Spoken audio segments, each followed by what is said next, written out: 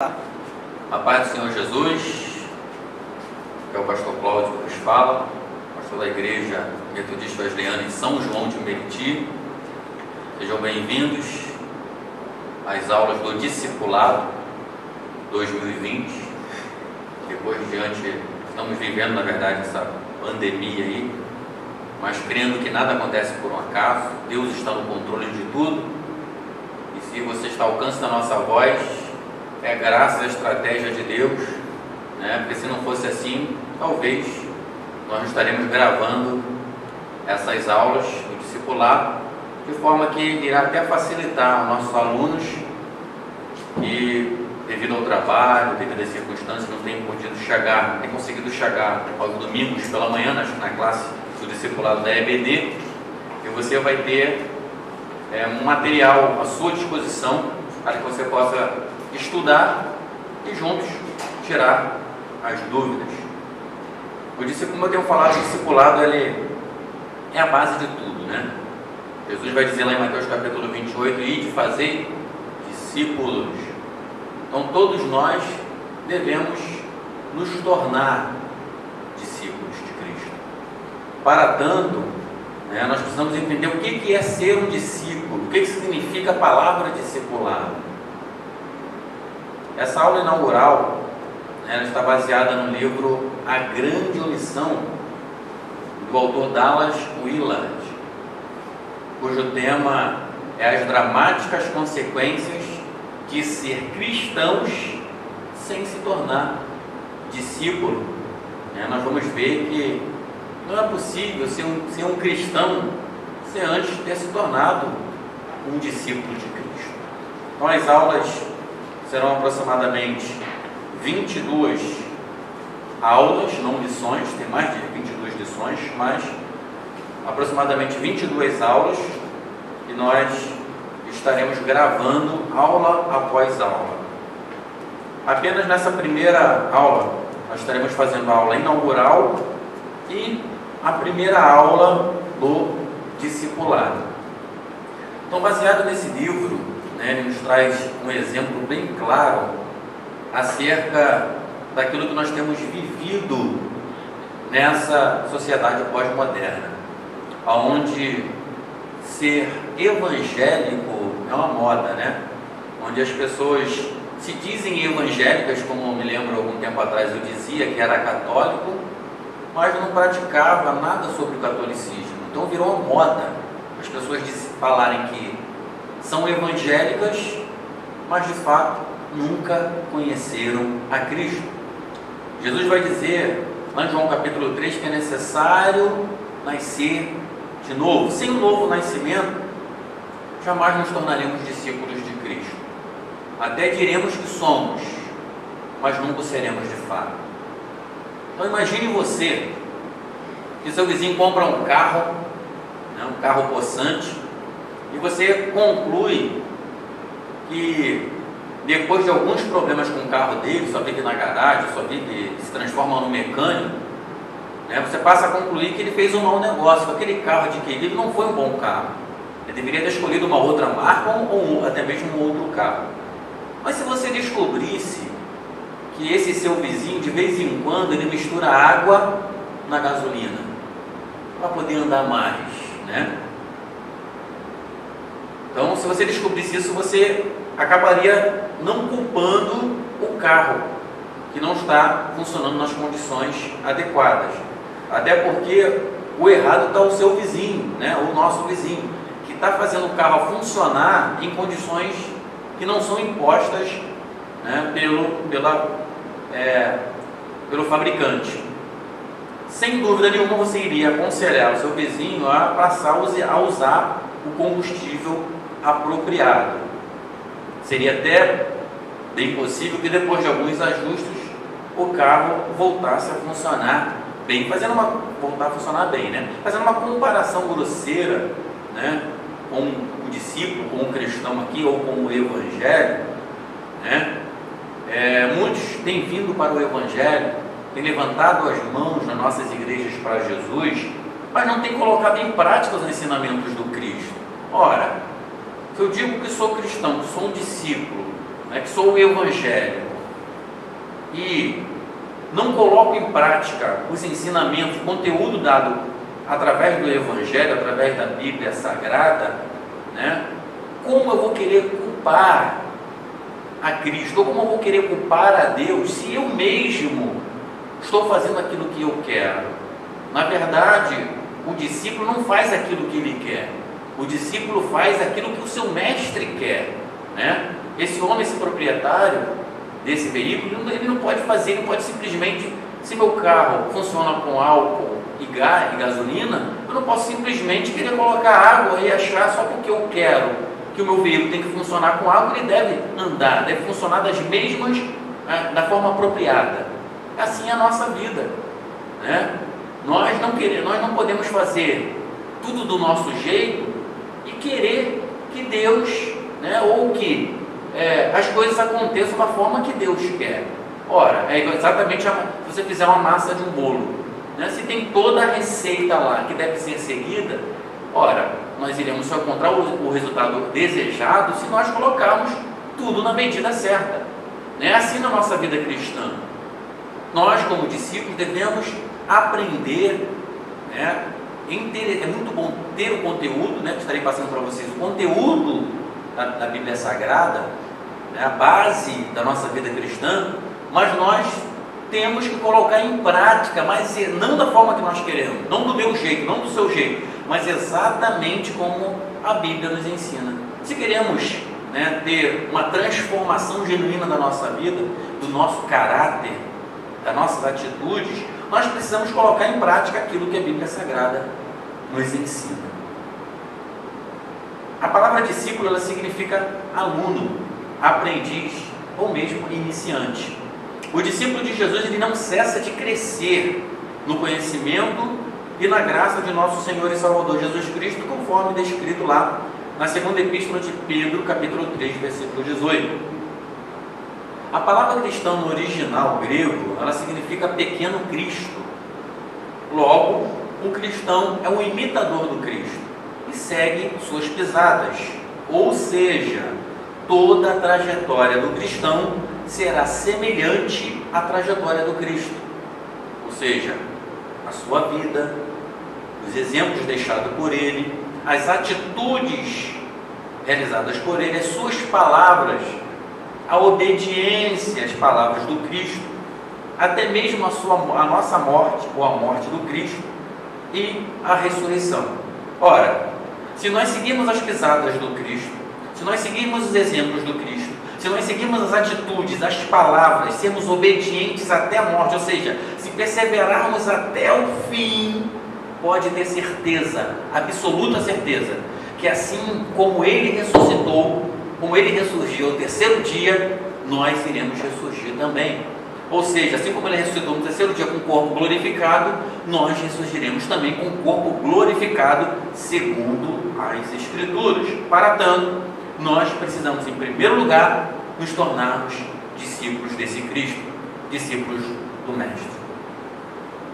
A aula 1 retrata sobre a Bíblia Sagrada. A nossa intenção não é falar tudo sobre a Bíblia Sagrada, mas algo panorâmico, relacionado sobre as Escrituras Sagradas.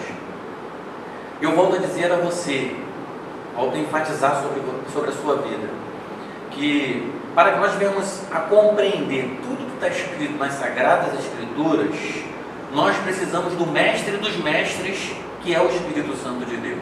Sem o auxílio do Espírito Santo de Deus, nós iremos ficar simplesmente na superficialidade da letra, né? Nós não conseguiremos nos aprofundar na revelação, na essência da inspiração da revelação bíblica. Para tanto, nós precisamos da ajuda do Espírito Santo de Deus. Nós precisamos estudar a Bíblia Sagrada, né, em piedade, em obediência, em temor, sobretudo pedindo a ajuda do Espírito Santo para que Ele nos traga a inspiração, a revelação, da mesma forma como Ele usou os profetas para trazer a revelação para a humanidade. Paulo vai dizer na carta aos Coríntios que o homem, ele não consegue compreender a revelação bíblica. Somente aqueles que são espirituais. O homem carnal, ele não vai conseguir compreender, né? Muitas pessoas aí conhecem a Bíblia de Gênesis e Apocalipse, mas conhecem na sua superficialidade. Deus só revela os seus segredos aos seus filhos. Somente aqueles que tiverem o professor Espírito Santo, o mestre Espírito Santo, como seu mestre, como seu guia, é que conseguirá entender a profundidade da revelação bíblica.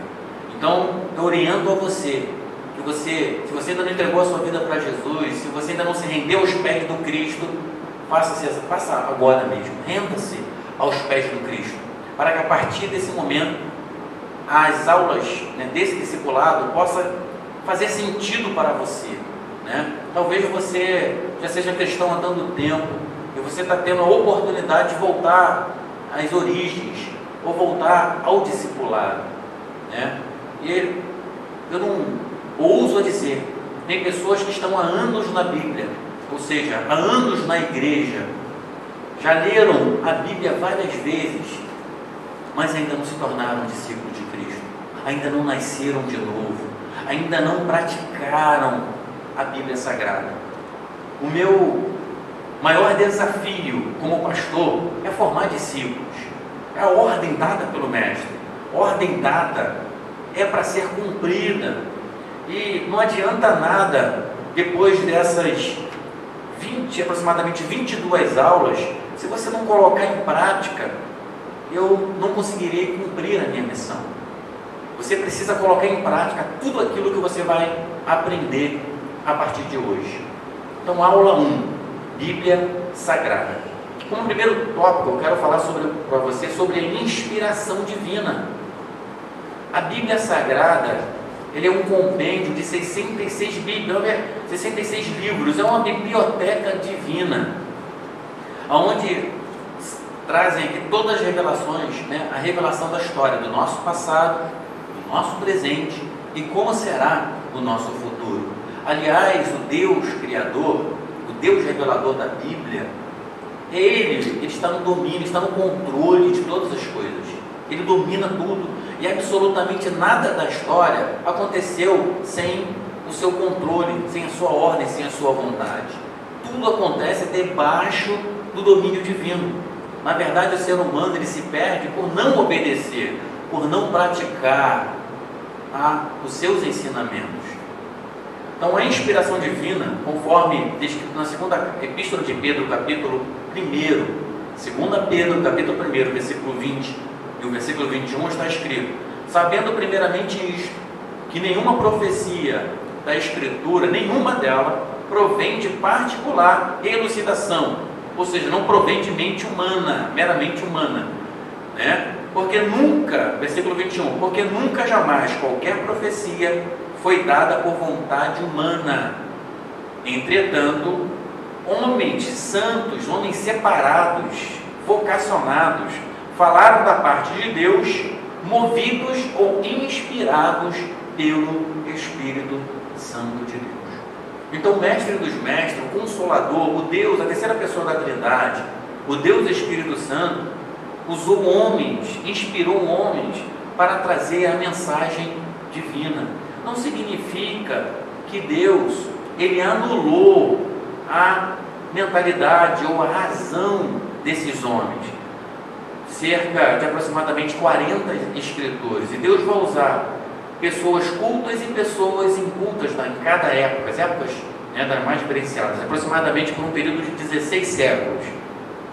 E seria impossível algo humano, né, conseguir trazer uma revelação de coisas que iriam acontecer no futuro, até porque a gente não sabe o que vai acontecer daqui a um minuto. Então, o Espírito Santo ele traz uma inspiração ao ser humano para que Deus pudesse se relacionar, trazer uma mensagem divina a nós, seres humanos. Paulo vai dizer na segunda carta, capítulo 2, segunda carta a Timóteo, na verdade, capítulo 3, versículo 16, diz assim: toda a Escritura, toda ela, é inspirada por Deus e útil para o ensino, para a repreensão, para a correção, para a educação na justiça. Então, toda a Bíblia Sagrada, ela não foi de vontade humana, né? Ela foi inspirada, ela foi revelada pelo próprio Espírito Santo de Deus. Então, a inspiração, ela é totalmente divina. Como eu falei, embora Deus não vai anular o caráter, a sabedoria, o conhecimento do profeta, ou seja, aquele que está recebendo a mensagem do Senhor. A revelação, o que é a revelação? É a ação de Deus pela qual Ele dá a conhecer coisas desconhecidas, o que o homem por si só não poderia saber. Volto a dizer, a gente não sabe o que vai acontecer daqui a um minuto. E na Bíblia está revelada tudo aquilo que aconteceu, tudo aquilo que está acontecendo hoje e o que vai acontecer amanhã. Já estão aqui reveladas na Bíblia Sagrada. Então isso não poderia ser, não tem como ser algo meramente humano, do raciocínio, do psique, da mentalidade humana, racional e totalmente limitada. A perfeita harmonia da Bíblia. A Bíblia há 66 livros, escritos por cerca de 40 escritores, cobrindo um período de aproximadamente 16 séculos. Homens que, na maior parte dos casos, não se conheceram. Viveram em lugares distantes de 3 continentes, escrevendo em 2 línguas principais. Devido a estas circunstâncias, em muitos casos, os autores nada sabiam o que havia sido escrito, onde muitas vezes um escritor iniciava um assunto e séculos depois, somente séculos depois, um outro completava aquele mesmo assunto, com tanta riqueza de detalhes, que somente um livro vindo de Deus podia ser assim. Uma obra humana em tais circunstâncias seria uma Babel indecifrável. Eu costumo brincar com meus alunos do discipulado. Por exemplo, se eu pegasse a classe, botasse toda a classe para fora da sala e deixasse somente um aluno lá, e eu vou falar apenas um versículo da Bíblia, e eu vou passar esse versículo da Bíblia para um aluno, e depois vai entrar sequencialmente os demais alunos, e esse aluno, qual passeia o versículo bíblico, vai ter que passar em gênero, número e grau exatamente aquilo que eu passei para ele. Por exemplo, João capítulo 5, versículo 24. Na verdade, vos digo, que quem ouve a minha palavra e crê naquele que me enviou, tem a vida eterna. Não entrará em condenação, mas já passou da morte para a vida. Se eu fosse chamar toda a classe, um a um, e esse discípulo tivesse que passar exatamente, somente esse versículo, quando eu chegasse lá, numa classe de 30, 40 alunos, quando eu chegasse no último, o versículo certamente já estaria distorcido. Então, mesmo em cerca, como nós vimos, de aproximadamente 16 séculos, a Bíblia ela foi passada exatamente sem se perder a mensagem, o cerne, genuinamente, é uma mensagem genuinamente divina. O cumprimento das profecias, conforme Gênesis capítulo 3, versículo 15, Gálatas capítulo 3, versículo 16, Jeremias capítulo 31, versículos 15 e Mateus capítulo 2, do versículo 16 ao 18, nos falam sobre o Salvador, sobre o Messias, e exatamente como revelado lá em Gênesis capítulo 3, versículo 15, o nascido de uma mulher, da geração daquela mulher, na verdade da serpente, a geração do maligno, crucificaram o Messias, que veio também da descendência de uma mulher. E exatamente como foi revelado, isso exatamente da mesma forma ela se cumpre. Obviamente não foi revelado acerca do Messias só em Gênesis, mas nos profetas, enfim. Mas exatamente como foi revelado, ocorreu, se cumpriu em gênero, número e grau. Agora, sobre a imparcialidade da Bíblia Sagrada. A Bíblia Sagrada é um livro que só dá glória a Deus e mostra a fraqueza do homem, conforme Jó capítulo 1, versículo 1, Jó capítulo 3, do versículo 1 ao 4, vai falar sobre a fraqueza, sobre a fragilidade humana. Atos capítulo 13, versículo 22, Salmo capítulo 51, versículo 3 e o versículo 4. Se fosse um livro meramente humano, escrito pelo homem, um homem jamais escreveria um livro que põe em relevo as suas fraquezas e defeitos. Você pode pegar qualquer tipo de livro aí escrito, difícil um homem, né, vai confessar as suas fraquezas, as suas limitações. O ser humano sempre quer estar em alta, né? O ser humano sempre quer se destacar, quer estar em destaque sobre os demais homens ou sobre as demais pessoas. Mas a Bíblia Sagrada é totalmente imparcial. Ela coloca Deus como soberano e o ser humano no seu devido lugar, totalmente limitado, porque sem Deus nada podemos fazer.